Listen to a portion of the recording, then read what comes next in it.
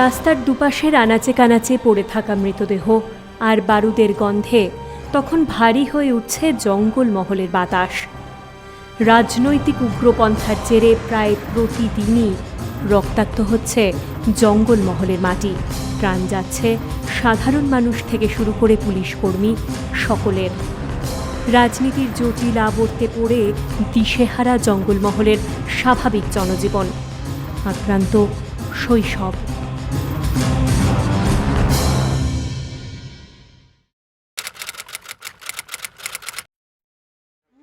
ঠিক এই সময় জঙ্গলমহলের বাঁকুড়া জেলার খাতড়া মহকুমায় শুরু হয়েছিল আরও এক লড়াই।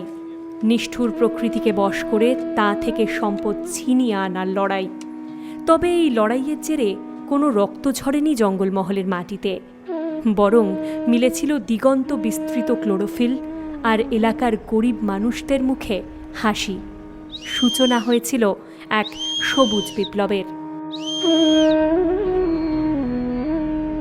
চলুন একেবারে প্রথম থেকে শুরু করা যাক। জঙ্গলমহলের এই এলাকার মাটির চরিত্র কখনোই রবি বা খরিফ চাষের পক্ষে খুব একটা উপযোগী নয়। বালির ভাগ বেশি থাকায় ধান বা গম চাষের ক্ষেত্রে এই মাটি খুব একটা অনুকূল নয়। এলাকায় কলকারখানা না থাকায় বিকল্প রোজগারের পথও সুপ্রশস্ত ছিল না। সীমাহীন দারিদ্র্যই ছিল এলাকার মানুষদের নিত্য সঙ্গী। আর এই দারিদ্র্যকে পুঁজি করেই এলাকায় ছড়াচ্ছিল রাজনৈতিক উগ্রপন্থার শিকড়। স্থানীয় প্রশাসন উপলব্ধি করে শুধু পুলিশ নামিয়ে পরিস্থিতির মোকাবিলা করা সম্ভব নয়। এর জন্য দরকার এলাকার গরিব মানুষদের বিকল্প রোজগারের পথ খোঁজা। এই লক্ষ্যে খাতড়া মহকুমার হিড়বাঁধ ব্লকের ঝরিয়াকোচাতে শুরু হয় আমের বাগান তৈরির কাজ। লক্ষ্য ছিল বাণিজ্যিক ভিত্তিতে আম উৎপাদন করে এলাকায় বিকল্প রোজগারের ব্যবস্থা করা। লাগানো হয় আম গাছের ৫,৮৬৩টি চারা। আমাদের মনে হয়েছিল যে বাঁকুড়া, পুরুলিয়া, পশ্চিম মেদিনীপুরের রুক্ষ মাটিতে এনআরইজিএকে যদি সফল করতে হয় তাহলে সেই সাফল্যের জন্য আমাদের কিন্তু আরও অনেক বেশি করে গ্রামের গরিব মানুষের কাছে সরাসরি পৌঁছতে হবে এবং তাদেরকে ব্যবহার করে, তাদেরকে সঙ্গী করে, তাদেরকে সহমর্মী করে, সহকর্মী করে এমন কিছু কাজ করতে হবে যেটা দিয়ে কিন্তু তাদের আজকের যে শ্রম দিবস সেটা তৈরি করা নয়, সৃষ্টি করা নয়, সেই সঙ্গে সঙ্গে আগামী দিনের সম্পদ তৈরি করা সম্ভব হয়। এইরকম একটা ভাবনা থেকেই কিন্তু জন্ম নিয়েছিল প্রথম হিড়বাঁধে কাজটা আমরা শুরু করেছিলাম। সেই শুরু। এরপর ২০০৯ সালে পুরো মাত্রায় বৈজ্ঞানিক পদ্ধতিতে শুরু হয় এই বাগান তৈরির কাজ। আর ওই গাঁইতি ঢুকে যাবে না, কোদাল দিয়ে কাটতে হবে জিনিসটা। গাঁইতিটা লম্বা আছে, এটা তো বুঝতে পেরেছি জিনিসটা। এই যে মাপটা আছে, এইটা হচ্ছে তাহলে হচ্ছে একজ্যাক্ট মাপ হচ্ছে। আরও বেশি সংখ্যক মানুষকে আনা হয় প্রকল্পটির আওতায়। খাতড়া মহকুমার রানীবাঁধ ব্লকের বিভিন্ন জায়গায় শুরু হয় আমের বাগান তৈরির কাজ। ঝাড়গ্রামের কৃষি বিজ্ঞান কেন্দ্র থেকে আনা হয় আম্রপালি ও মল্লিকা আমের চারা। রানীবাঁধ ব্লকের লিপিদিরি, ভালুকডুংরি, বড়গোড়া, দুলালপুর ইত্যাদি এলাকায় একে একে গড়ে উঠতে থাকে আমের বাগান। পাশাপাশি হিড়বাঁধ ব্লকের রয়্যালডি, নিপানিয়া, ইটামারা, পাথরডিহি ইত্যাদি এলাকাতেও তৈরি হয় আরও কয়েকটি বাগান। ১০০ দিনের কাজের প্রকল্পের আওতায় তৈরি হওয়া বাগানগুলির রক্ষণাবেক্ষণের দায়িত্ব নেয় স্থানীয় স্বনির্ভর গোষ্ঠীগুলি। প্রকল্পটির ওপর নজরদারির ক্ষেত্রে একটা বড় ভূমিকা নেয় প্রদান নামের একটি স্বেচ্ছাসেবী সংস্থা। প্রসঙ্গত বলে রাখা দরকার, এই ধরনের আমের বাগান তৈরির ক্ষেত্রে বেশ কয়েকটি বিষয়ের দিকে লক্ষ্য রাখা হয়। বিষয়গুলি হল জমি বাছাই। খাতড়া মহকুমার ৮০% জমি উঁচু, অধিকাংশ জমি পতিত অবস্থায় পড়ে আছে। এই পতিত জমিগুলিকে সঠিকভাবে ব্যবহার করে আম সহ অন্যান্য ফলের বাগান গড়ে তোলা হয়। চারা বাছাই। বাগান তৈরির জন্য আম্রপালি ও মল্লিকা জাতের চারাকে বেছে নেওয়া হয়, কারণ এই দুটি জাতের আম গাছের হাই ডেন্সিটি প্লান্টিং সম্ভব। দুটি চারার মধ্যে ৫ মিটার দূরত্ব রাখলেই হয়। চারা বাছাইয়ের সময় দেখে নিতে হয় চারাগুলি সঠিক জাতের এবং রোগমুক্ত কিনা। এজন্য সঠিক জায়গা থেকে চারা নেওয়া জরুরি। রোপণের সময় ও পদ্ধতি। আমের চারা বসানোর জন্য বৈশাখ জ্যৈষ্ঠ মাসে দৈর্ঘ্য, প্রস্থ ও গভীরতায় 3 ফুট করে গর্ত করা হয়। টানা 15 দিন ধরে রোদ বৃষ্টিতে ভেজার পর 10 কেজি কেঁচো সার, 100 গ্রাম হাড় গুঁড়ো এবং নিমখোল, 100 গ্রাম এনপিকে সার পুকুরের পাঁকের সঙ্গে মিশিয়ে প্রতিটি গর্তকে বোজানো হয়। এতে মাটি আরও উর্বর হয়। কীটনাশক ব্যবহার। উই পোকার আক্রমণ থেকে গাছকে বাঁচানোর জন্য চারা লাগানোর সময় উপযুক্ত কীটনাশক চারার গর্তে এবং চারার শিকড়ের অংশে স্প্রে করা জরুরি। অন্যান্য রোগ পোকার আক্রমণ থেকে বাঁচাতেও প্রয়োজনীয় কীটনাশক দেওয়া হয়। বাগানের নিরাপত্তা। বাগানের চারপাশে ক্যাটেল প্রুফ ট্রেঞ্চ কাটা এবং বেড়া দেওয়া প্রয়োজন। তা না হলে বাগানে গবাদি পশু ঢুকে গাছের ক্ষতি করতে পারে। চারার পরিচর্যা। চারা লাগাবার পর তার নিয়মিত পরিচর্যা করা দরকার। চারার চারপাশ নিড়ানো, সার দেওয়া এবং প্রয়োজন মতো জল দেওয়া দরকার। ছোট ছোট চারাগুলিকে শক্ত খুঁটির সঙ্গে বেঁধে দিলে চারাগুলি সোজাভাবে বেড়ে ওঠে। চারাগুলিকে প্রথম বছর 3 বার নিড়ানোর সঙ্গে সঙ্গে প্রত্যেকবার 100 গ্রাম করে এনপিকে সার দেওয়া দরকার। ভূমিরূপ অনুযায়ী জল সংরক্ষণ। ভূমিরূপ অনুযায়ী জল সংরক্ষণ পদ্ধতির পরিকাঠামো যেমন স্ট্যাগার্ড ট্রেঞ্চ, 30-40 মডেল বা কন্ট্যুর বান্ডিং নির্মাণ জরুরি। এতে জল সংরক্ষণ এবং ভূগর্ভস্থ জলের স্তর বৃদ্ধি পায়।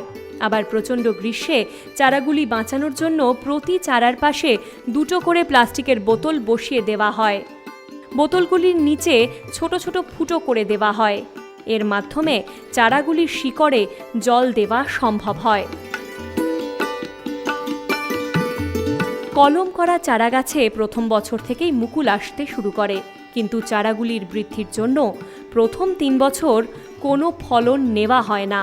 মুকুল আসার সঙ্গে সঙ্গে সেগুলিকে ভেঙে দেওয়া হয়। প্রথম বছরের পরবর্তী বছরগুলিতে বর্ষার শুরুতে এবং বর্ষার শেষে সার এবং কেঁচো সার দিয়ে গাছের পরিচর্যা করা জরুরি। 2013 সালে এই সব বাগানের আম প্রথম বাজারজাত করা হয়। 2013-2014 আর্থিক বছরে খাতড়া মহকুমার অন্তর্গত বাগানগুলির প্রায় 16,000 গাছ থেকে মোট আম উৎপাদিত হয় 1,32,256 কেজি। গড়ে 20 টাকা কেজি দরে এই আম বিক্রি করে চাষিরা আয় করেন প্রায় 27 লাখ টাকা। এই টাকার 60% পায় স্বনির্ভর গোষ্ঠীগুলো, 30% পান জমির মালিক।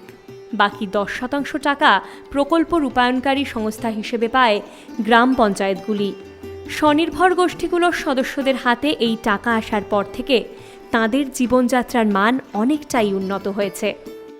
আগে কোনোটাই করতে পারা যায়নি, এখন টাকা পয়সা হাতে হয়ে সবটাই করা হচ্ছে। নাই তো কোথার থেকে টাকা পয়সা, আগে সেই খাটবে না খাবে না টাকা পয়সা জমাবে, তাহলে এখন টাকা পয়সা হচ্ছে বলিয়ে সবটাই করা হচ্ছে। এখন এই আম বাগান হওয়ার পরে আম টাম বিক্রি হচ্ছে, কিছু টাকা আসছে আর কি সঞ্চয়ে। খাতড়ায় উৎপাদিত এই আম পাঠানো হয় মূলত দুর্গাপুর, কলকাতা এবং জামশেদপুরে।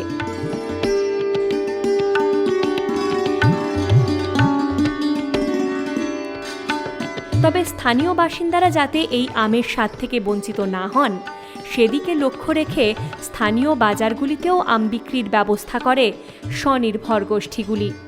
প্রসঙ্গত বলে রাখা ভালো, স্বাদের লড়াইয়ে খাতড়ায় উৎপাদিত আম ইতিমধ্যেই হারিয়ে দিয়েছে মালদা কিংবা মুর্শিদাবাদের আমকে। খাতড়ার আমকে এই সার্টিফিকেট দিয়েছেন খোদ বিধানচন্দ্র কৃষি বিশ্ববিদ্যালয়ের বিশেষজ্ঞরা। এখানেই শেষ নয়, এই সব বাগানে আম চাষের পাশাপাশি সবজি চাষ করে সারা বছরই বাড়তি কিছু টাকা রোজগার করেন স্বনির্ভর গোষ্ঠীর সদস্যরা। প্রসঙ্গত বলে রাখা দরকার, এই স্বনির্ভর গোষ্ঠীগুলির সদস্যদের একটা বড় অংশই শবর এবং সাঁওতাল সম্প্রদায়ভুক্ত।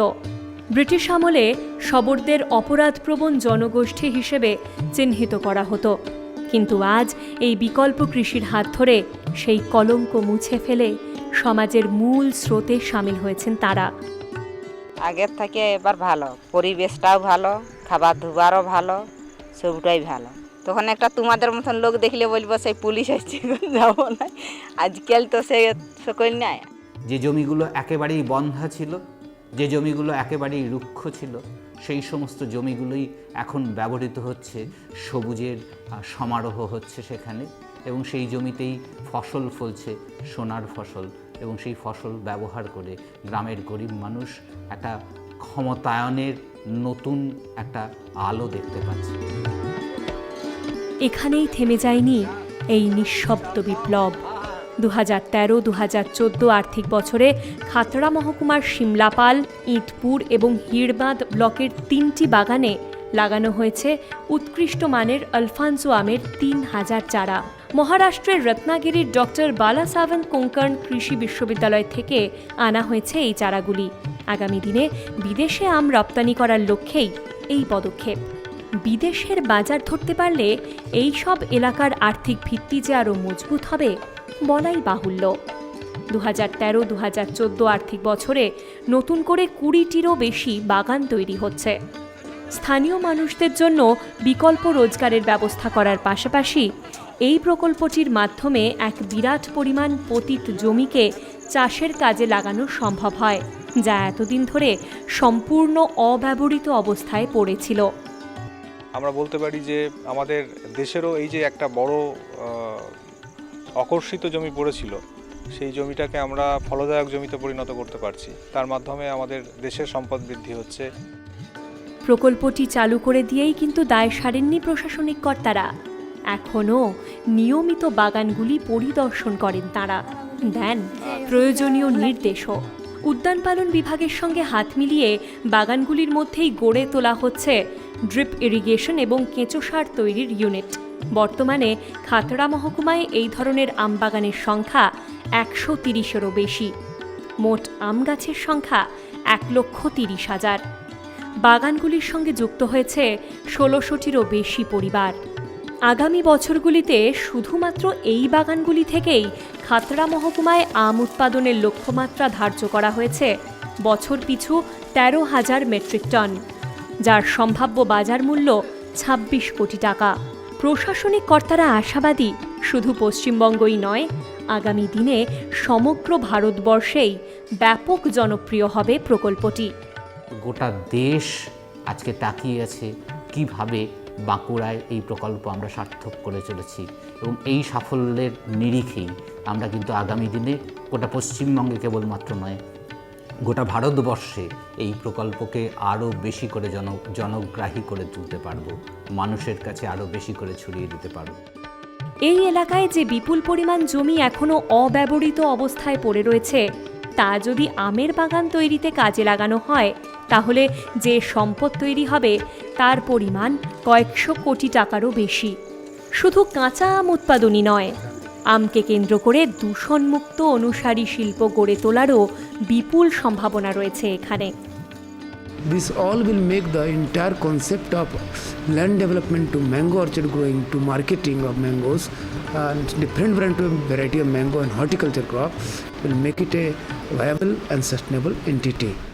সব মিলিয়ে এটুকু বলা যেতেই পারে, সেদিন আর খুব বেশি দূরে নেই যেদিন এই প্রকল্পের হাত ধরে অর্থনৈতিক উন্নতির শিখর ছোঁবে এই এলাকা। স্কুলের কচি কাঁচাদের ভূগোল বইয়ে আম উৎপাদক এলাকা হিসেবে মালদা, মুর্শিদাবাদের পাশাপাশি উঠে আসবে জঙ্গলমহলের নামও।